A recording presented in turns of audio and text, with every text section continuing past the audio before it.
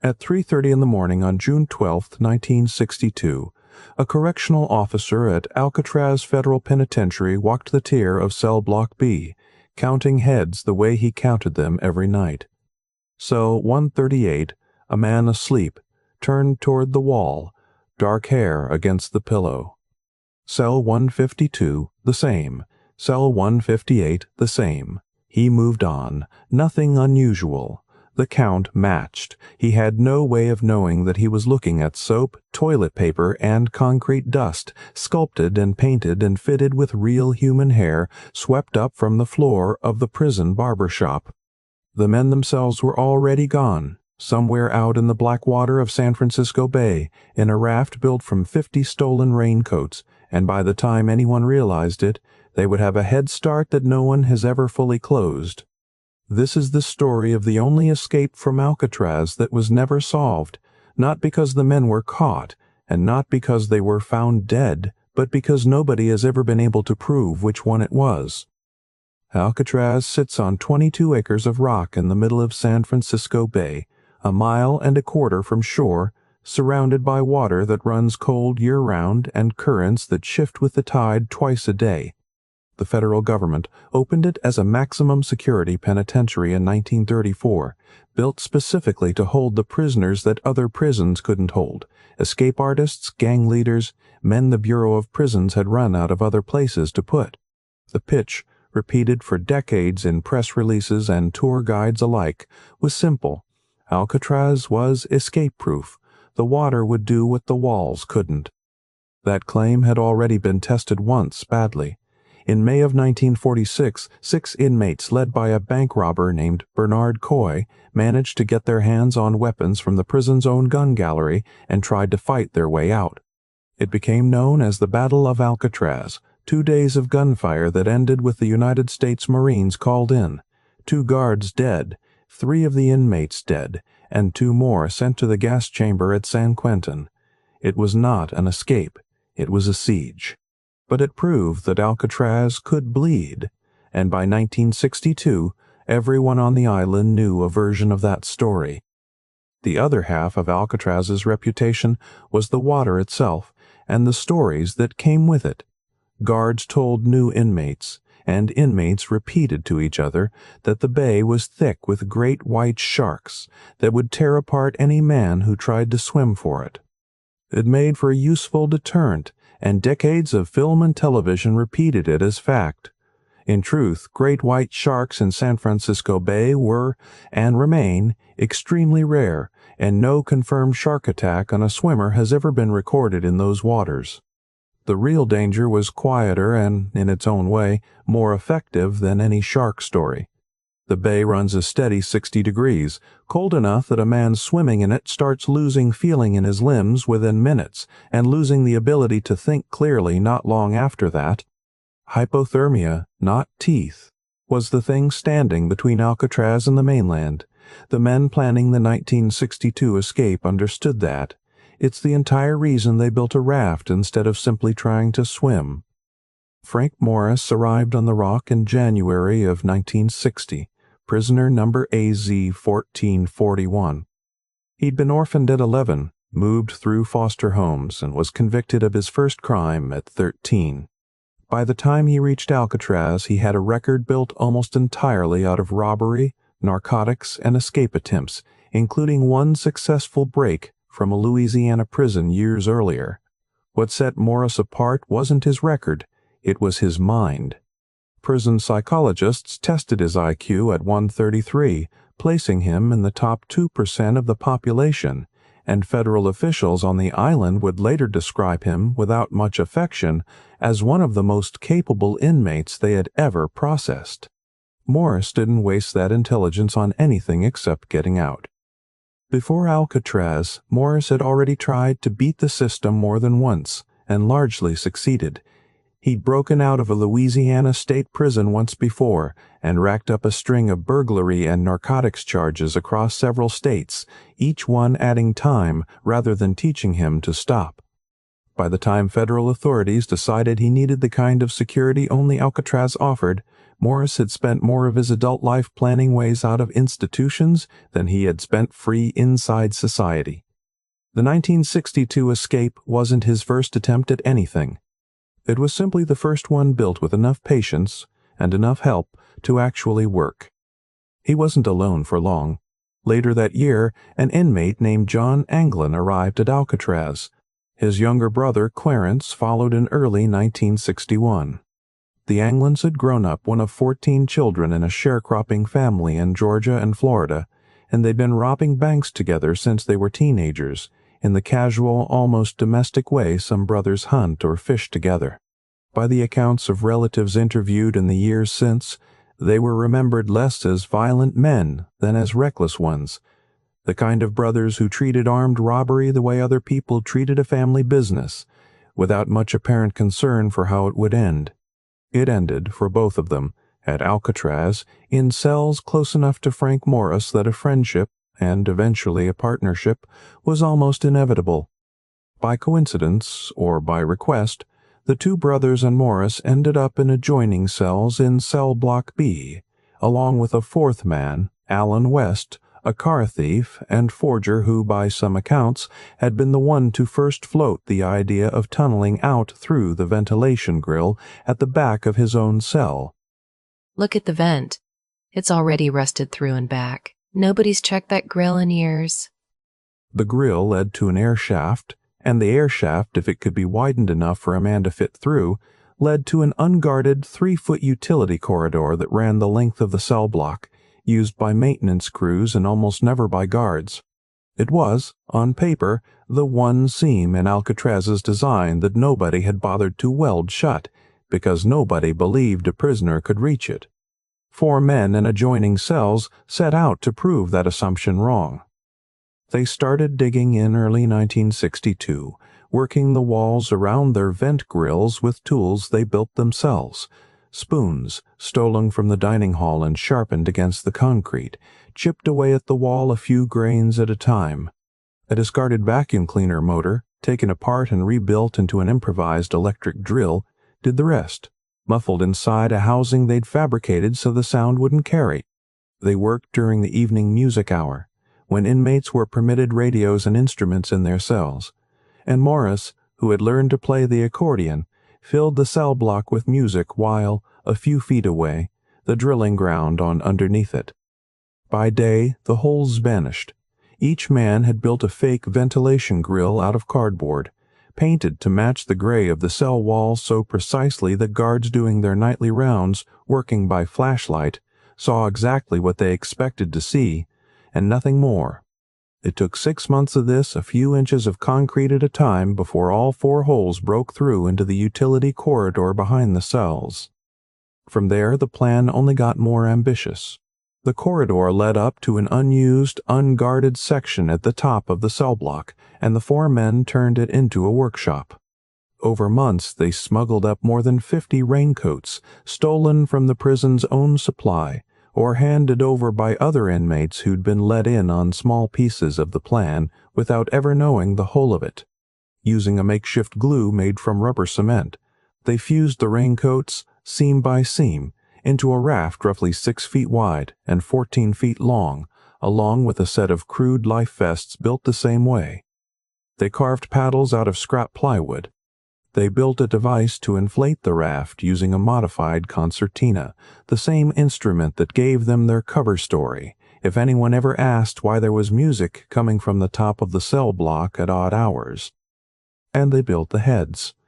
Using soap, toothpaste, toilet paper, and concrete dust bound together and shaped by hand, the men sculpted busts crude enough to draw a smile from anyone who saw them in daylight, and convincing enough, in the dark, under a blanket, lit only by a guard's flashlight sweeping past at 3 a.m, to pass as a sleeping man.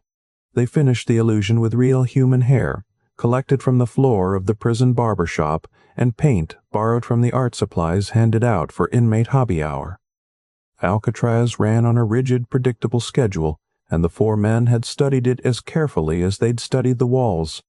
Guards conducted formal counts at set intervals through the night, but between those counts the tier was largely quiet, patrolled by a single officer walking a fixed route with a flashlight, working from memory as much as attention after months and years of walking the same tier. The escape plan depended entirely on that predictability. Every minute of the night's routine, the count times, the patrol pace, the gap between rounds, had been timed and retimed by the four men over months of watching, because a plan built on sharpened spoons and a vacuum motor drill would collapse instantly against a guard who varied his route even slightly. The plan was set for the night of June 11th, 1962. All four men intended to go. Only 3 of them made it out. The cement. I patched the edge of the hole too well. It's not moving. In the days before the escape, guards had grown slightly more attentive near West's cell, and he'd resealed part of his opening with a cement mixture to keep it from being noticed, planning to chip it back out again the night of the escape. When the night came, the cement had set harder than he expected. While Morris and the Anglin brothers pulled themselves through their openings and up into the corridor above, Alan West stayed behind, working at his own wall in the dark, alone, listening to the sound of his 3 friends disappearing without him. By the time West finally broke through, the others were already gone. He went up to the roof anyway, hoping to catch them, but the raft, the men, and the 6-month plan they'd all built together had already left without him.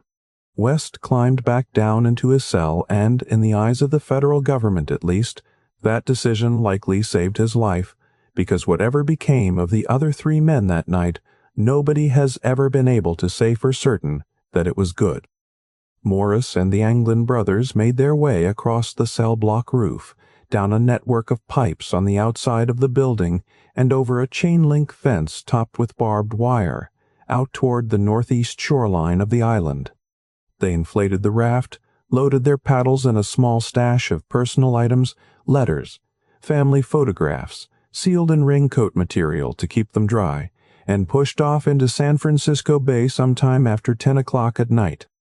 From there the record goes almost completely silent. No confirmed sighting, no confirmed landing. Just a raft, 3 men, and roughly 1.25 miles of cold-moving water between them and the mainland. The bed check that found the dummy heads came just before dawn. It wasn't the 3:30 count that caught it, the one that opened this story, the one where a tired officer walked past 3 sculpted heads and saw nothing out of place. It was the count that followed, later that morning, when a guard tried to wake cell 138 for the day and got no response at all. Morris, wake up. Count time. Nothing moved. He reached in, and instead of a shoulder, his hand found the smooth, cool curve of painted soap and human hair, and the alarm that went up over the next several minutes turned Alcatraz from a quiet federal institution into the center of the largest search operation the island had ever seen. Once the guards realized what they were looking at, the response was immediate and enormous. Alcatraz's own staff, the FBI, and the United States Coast Guard launched one of the largest manhunts in the prison's history, combing the island, the water, and the surrounding shoreline. Within days, physical evidence began surfacing, and it told a story that was both promising and completely inconclusive at the same time. A homemade paddle was recovered near the prison itself, and a matching one turned up on Angel Island, roughly in the direction the tide would have carried a raft launched from Alcatraz that night. A hand-built life vest, sewn from raincoat material just like the raft, washed up on Cronkite Beach, north of the Golden Gate.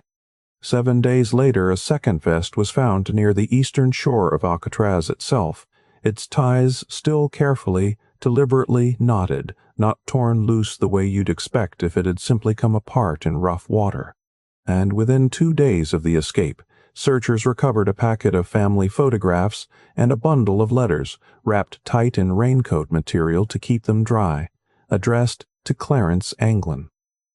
It was the kind of thing a man carries with him if he's planning to start a new life somewhere. It was also, just as easily, the kind of thing that floats free of a man's body once the man himself is gone. In the hours after the escape was discovered, the response wasn't limited to a single search party. Coast Guard cutters swept the shipping channels between Alcatraz and the mainland. Small patrol boats worked the shoreline of Angel Island. Search teams with dogs went over every accessible inch of the island itself, on the theory that the men might still be hiding somewhere on the rock, waiting for the search to move on before making their real attempt. None of it turned up Morris or the Anglin brothers alive or dead, and as the days stretched into weeks, the operation gradually scaled down from an island-wide manhunt into the slower, quieter work of a federal investigation. Newspapers up and down the West Coast ran the story for days, and the tone of the coverage said as much about Alcatraz's mythology as it did about the 3 missing men. This wasn't reported as a simple prison break. It was reported as a challenge to an idea, the idea that the federal government had finally built something a determined man couldn't beat. Editorial writers who had never set foot on the island debated whether Morris and the Anglins were dead at the bottom of the bay or living proof that no wall, however cold and however isolated, is ever really escape-proof. The investigation that followed ran for years. FBI agents interviewed the Anglin and Morris families repeatedly, watched their mail, and chased leads across multiple states and, at times, out of the country. Allen West cooperated fully with investigators, walked them through the entire 6-month plan in detail, and was never charged for his role in it.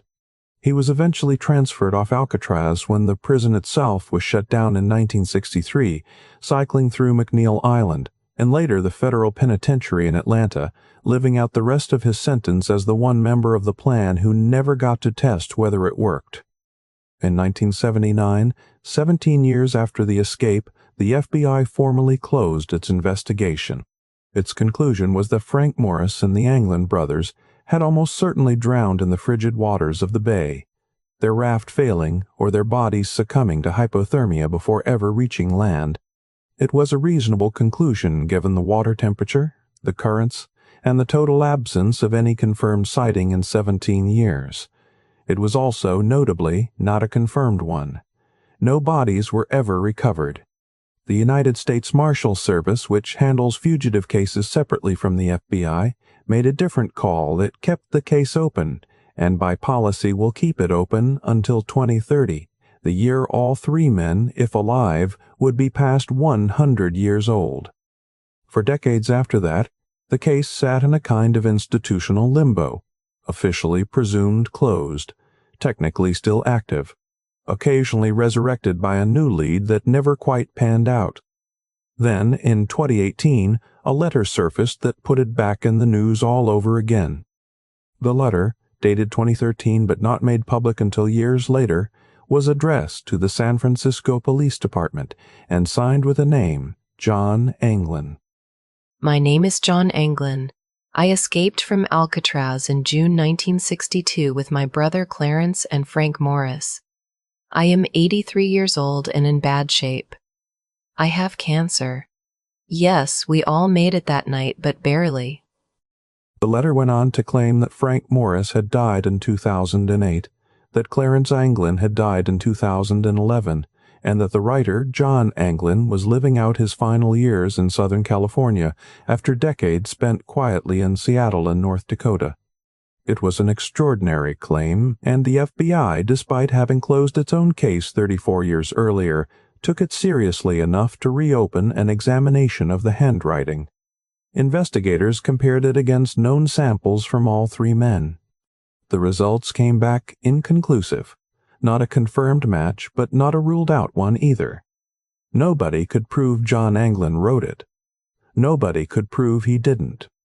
The Anglin family had been telling their own version of this story for decades, long before any letter or photograph made headlines.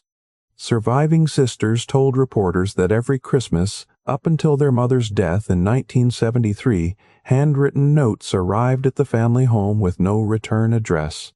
One relative, an older brother, reportedly received a small leather horse figurine, its pattern strikingly similar to the leatherwork John Anglin was known to have made while incarcerated, tucked inside a note the family believed was from him. And in the most striking claim of all, some family members have said for years that they believe John and Clarence attended their own mother's funeral in 1973, disguised as women, standing at the edge of the service where no one would look twice at two more grieving relatives in the crowd. None of it has ever been independently verified. All of it has been repeated consistently by people who had every reason to know the brothers' handwriting and mannerisms better than any FBI examiner ever could. Around the same time the letter resurfaced, a separate and far more scientific line of investigation had already been quietly reshaping how seriously people took the survival theory in the first place. In 2014, a team of Dutch hydraulic engineers at Delft University of Technology, originally working on flood risk modeling for San Francisco Bay, built a detailed simulation of the bay's currents on the night of the escape using a program called 3DI. Almost as an experiment, they used it to test the Alcatraz raft against the actual tide data from June 11, 1962, releasing simulated rafts from the island at intervals throughout the night to see where the water would have carried them. The results surprised even the researchers. A raft launched too early, before roughly 11:30 at night, would most likely have been swept out through the Golden Gate and into the open Pacific Ocean, a death sentence in cold water with no landfall in reach.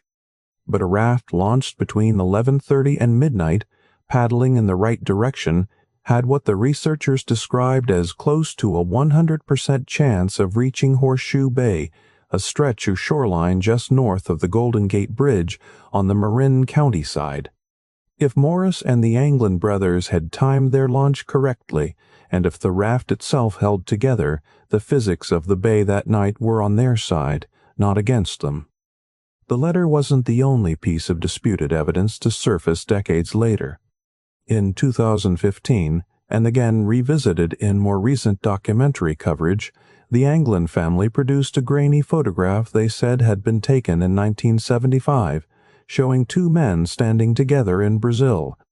The family claimed the photo, given to them by a family friend, showed John and Clarence Anglin, 13 years after the escape, alive and unremarkable. Just two men on vacation somewhere far from San Francisco Bay. In 2020, researchers ran the image through facial recognition software, comparing bone structure, jawline, and aging patterns against known photographs of the brothers from before their imprisonment. The analysis was reported as a likely match, generating a fresh round of headlines. It also wasn't, and couldn't be, definitive. A decades-old photograph run through modern software can suggest a resemblance. It can't independently prove an identity, especially when the stakes are this high and the original photographer isn't available to explain exactly where or when it was taken. None of this proves that Frank Morris, John Anglin, and Clarence Anglin survived. The FBI's conclusion, presumed drowning, remains the official record, and no confirmed trace of any of the three men has ever surfaced in the more than 6 decades since. But the case occupies an unusual space in the history of American crime, not unsolved in the sense of an unidentified killer or an unexplained disappearance, but unsolved in the much narrower, much stranger sense that investigators know exactly what happened, minute by minute, up until the moment 3 men pushed a raft made of raincoats into the water in the dark, and from that point forward, the record simply stops. The case has also outlived nearly everyone directly involved in it.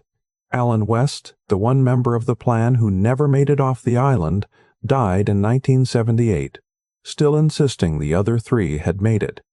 The lead FBI agents who spent years chasing the case have long since retired or passed away themselves, handing off a file that technically remains open to a generation of investigators who weren't alive when the raft went into the water.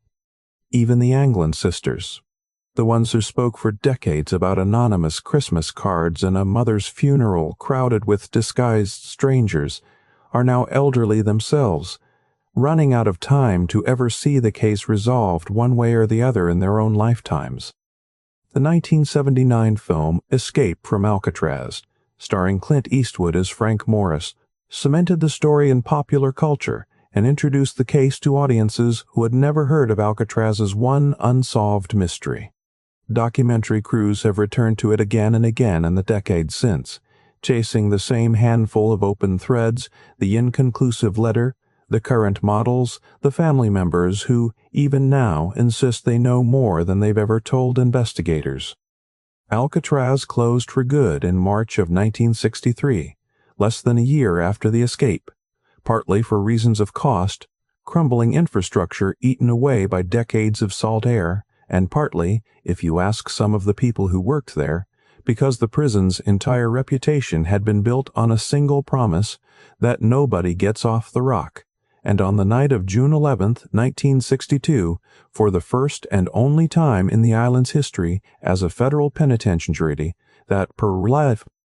Today, Alcatraz is a national park, run by the same National Park Service that maintains battlefields and monuments, and the cells where Morris and the Anglin brothers dug through concrete with sharpened spoons are part of the standard tour, complete with careful, museum-quality replicas of the dummy heads that fooled a night guard for hours. More than 1 million visitors walk past those cells every year, and the guides still get asked the same question, in one form or another, that has followed this case since the morning it broke: did they make it? The honest answer is that nobody outside the 3 men themselves, if any of them are still capable of answering at all, actually knows. The FBI's official position, drowned, closed since 1979, rests on cold water, strong currents, and 60-plus years of silence. The Marshals Service keeps the file open anyway, a bureaucratic hedge against the possibility that somewhere out there an old man with a 50-year-old secret is still alive to tell it. The family's version, built on Christmas cards, a leather horse, and a funeral crowd that may or may not have included 2 disguised fugitives, has never been proven and has also never been disproven. The hydraulic models say the physics were survivable. The handwriting analysis says the letter might be real. Every piece of evidence in this case points in the same maddening direction, probably, possibly, almost certainly not provably. Somewhere between a cell block wall and the far shore of a cold, moving bay, Frank Morris and the Anglin brothers either became the only men to ever successfully escape Alcatraz, or they became 3 more names added to a list of failed attempts that simply never washed ashore. 60 years later, nobody has ever been able to prove which one it was.